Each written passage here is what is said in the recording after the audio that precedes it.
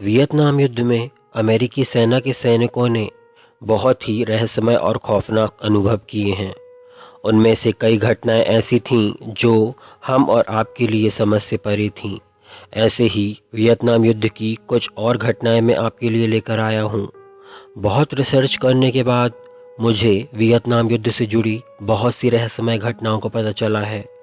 तो अगर आप इन सभी घटनाओं के बारे में जानना चाहते हैं तो जल्दी से मेरे चैनल को सब्सक्राइब कर लीजिए, ताकि मैं वियतनाम युद्ध से जुड़ी कुछ और रहस्यमय घटनाओं के बारे में आपको बता सकूं। वियतनाम युद्ध में सैनिकों की यूएफओ के साथ हिंसक मुठभेड़ों की भयानक घटनाओं के बारे में पता चलता है। इन सभी घटनाओं से ऐसा लगता है कि वियतनाम युद्ध में सैनिक यूएफओ की गतिविधियों से पूरी तरह से त्रस्त थे। ये पहली घटना सन 1966 की है, जब रात के समय दक्षिणी वियतनाम के न्हा ट्रांग में अमेरिकी बेस में लगभग 2000 अमेरिकी सैनिक और हजारों दक्षिण वियतनामी कर्मी एक साथ काम कर रहे थे। एक विशाल भारी बचाव दल वाला बेस यूएफओ को देखे जाने का गवाह बन गया था। एक शाम शांत माहौल में सैनिक अपने कैंपों से बाहर बैठकर डीजल जनरेटर द्वारा संचालित एक फिल्म देख रहे थे और युद्ध के माहौल में शांति और मनोरंजन के कुछ पलों का आनंद ले रहे थे कि अचानक आकाश में उन्हें उत्तर की ओर रोशनी दिखाई दी और फिर ये रोशनी सीधा उन सैनिकों के बेस के ठीक ऊपर आकर रुक गई। ये एक गोलाकार डिस्क की तरह थी और इसमें से निकलने वाली रोशनी देखने में बहुत शानदार लग रही थी, पर इसे देखकर बेस पर मौजूद सभी लोग थोड़ा घबरा गए थे। पर इस घटना को देखने वाले एक सैनिक जो वहीं मौजूद था, उसने बताया कि यह डिस्क आकाश में उत्तर की ओर से हमारी ओर बढ़ी और अचानक उसकी रफ्तार बहुत तेज हो गई। बेस पर मौजूद पायलटों ने अनुमान लगाया कि ये रोशनी लगभग 25,000 फीट ऊपर थी।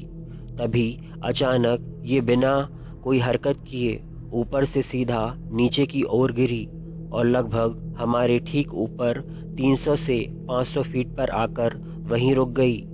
ये आकाश में बिल्कुल एक जगह स्थिर थी। इसने अपनी रोशनी से हमारे चारों ओर मौजूद घाटी और पहाड़ों को रात के अंधेरे में भी दिन के उजाले जैसा बना दिया था। ये रोशनी इतनी ज़्यादा थी कि कुछ समय के लिए हमारी आंखें बिल्कुल बंद हो गई थीं और कुछ 2-3 सेकंड में ये बहुत तेज़ी से आकाश में कहीं गायब हो गई। बेस पर मौजूद हजारों लोगों ने इसे देखा और सब इसी के बारे में बात कर रहे थे कि ये क्या है। पर जिस बात से इस पूरे दृश्य को और ज़्यादा खतरनाक बना दिया था वो था जैसे ही इस गोलाकार डिस्क से निकलने वाला प्रकाश बेस पर पड़ा तो वहां मौजूद हर एक विद्युत उपकरणों ने एक साथ काम करना बंद कर दिया था, जिससे वे पूरी तरह से अंधेरे में चले गए थे।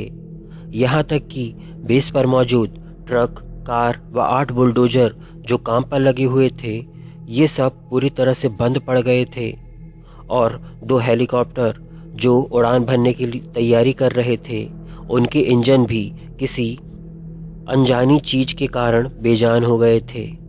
कुछ भी काम नहीं कर रहा था, पूरी तरह से ब्लैकआउट हो गया था और जैसे ही प्रकाश हमारी ओर आया तो दहशत में सैनिक इधर उधर भागने लग गए।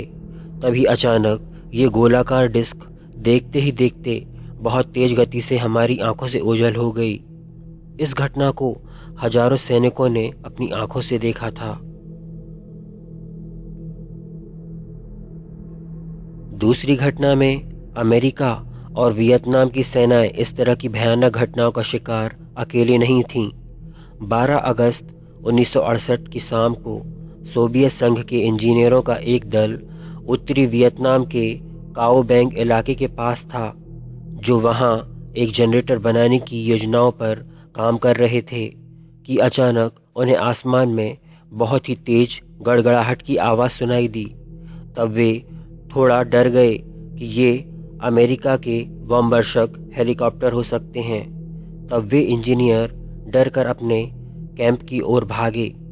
वहां पहुंचने पर उन्होंने कुछ बहुत अजीब देखा। उन्होंने देखा कैंप के बीच में एक गोल चीज जो हीरे के आकार की थी और काले रंग की थी।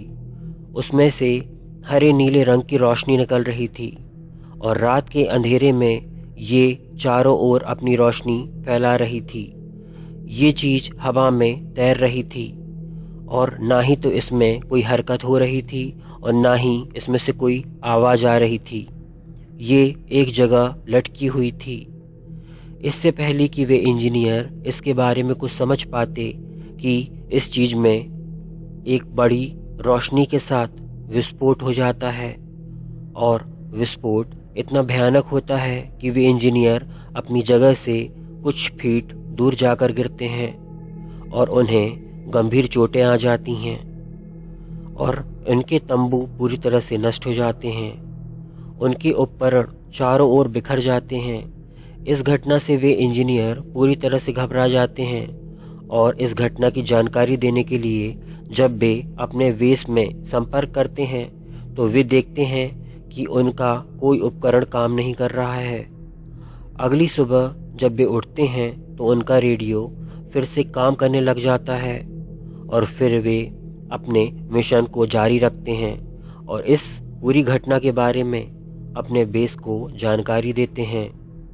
2 दिन बाद उन इंजीनियरों की टीम ने एक अजीब खोज की। जब वे अपने शिविर से लगभग 1 किलोमीटर दूर उन्हें एक काले रंग की डिस्क जो बिल्कुल आकार में गोल थी दिखाई देती है। ये इतनी अजीब थी कि दिन के उजाले में भी ना तो इसकी परछाई किसी चीज पर पड़ रही थी और ना ही यह प्रकाश को रिफ्लेक्ट कर रही थी। इसको छूने पर इसकी सतह एकदम चिकनी थी। इंजीनियरों की टीम ने अपनी इस खोज की खबर रेडियो से अपने हेडक्वार्टर को दी। वहां से उन्हें आदेश मिला कि वे इस चीज से दूर रहें और अगले आदेश आने का इंतजार करें। फिर रात होने पर उन इंजीनियरों की टीम ने अपना शिविर इस चीज से लगभग 20 मीटर दूर स्थापित किया। उसी रात जब वे सब आराम कर रहे थे कि उनमें से एक इंजीनियर उठा और कैंप से बाहर चला गया, लेकिन किसी ने इसके बारे में ज़्यादा नहीं सोचा। सबने सोचा कि वो शायद वॉशरूम गया होगा, पर बहुत देर हो जाने पर जब वो वापस नहीं लौटा तो बाकी के लोगों ने उसका नाम पुकारा, पर वो नहीं आया।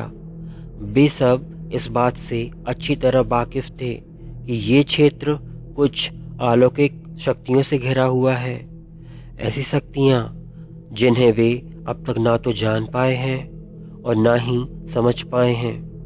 कोई प्रतिक्रिया नहीं होने पर उन्होंने अपनी फ्लैशलाइट ली और रात के अंधेरे में अपने दोस्त को ढूंढने के लिए अपने कैंप से बाहर निकल गए, पर आसपास ढूंढने पर भी वो नहीं मिला। जब वे वापस अपने कैंप पर आए तब उनमें से एक और साथी गायब था। वह भी उसी दिशा में गया था जहां उससे पहले वाला गया था। बाकी बचे 2 इंजीनियर अपने कैंप में आ गए।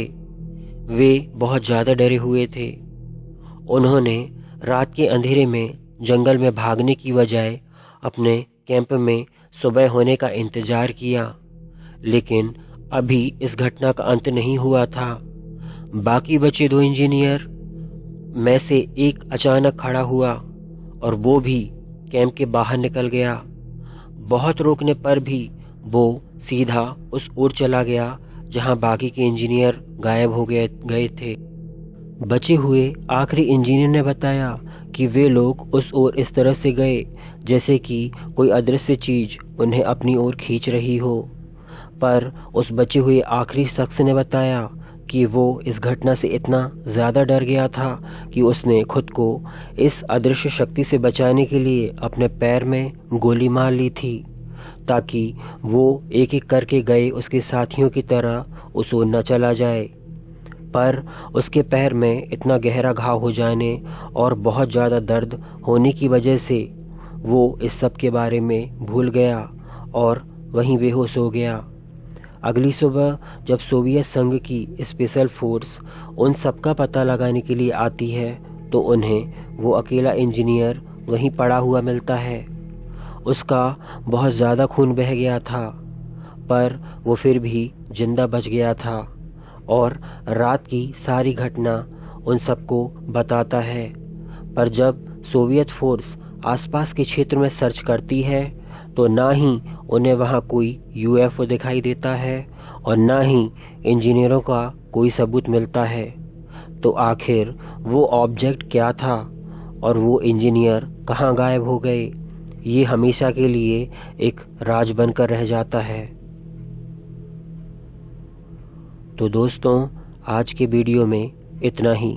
मुझे उम्मीद है कि ये वीडियो आपको पसंद आई होगी। मुझे वियतनाम वार के बारे में कुछ और घटनाओं के बारे में पता चला है कि वियतनाम के रहस्यमय जंगलों में अमेरिकी सैनिकों का अजीब से दिखने वाले ह्यूमनॉइड क्रीचर से सामना हुआ था। तो अगर आप इन सब के बारे में और जानना चाहते हैं तो मुझे ज़रूर बता दीजिएगा और चैनल को सब्सक्राइब कर लीजिएगा ताकि मैं आपके लिए और रहस्यमय कहानियों को लेकर आ सकूं। मिलते हैं अगली वीडियो में, तब तक के लिए धन्यवाद।